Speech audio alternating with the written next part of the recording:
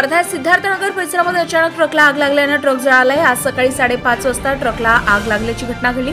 Truck व्यावसायिक रिजवान पठाण याच्या मालकीचा ट्रक असून मोठे नुकसान झाले। ट्रक 4 दिवसापासून रस्त्याच्या कडेला होता। अग्निशामक बंब घटनास्थळी पोहोचता आग विझवण्यात आली। आग लागल्याने पोलिसात तक्रार दाखल करण्यात आली आहे। आगीचं कारण अद्याप स्पष्ट नाही।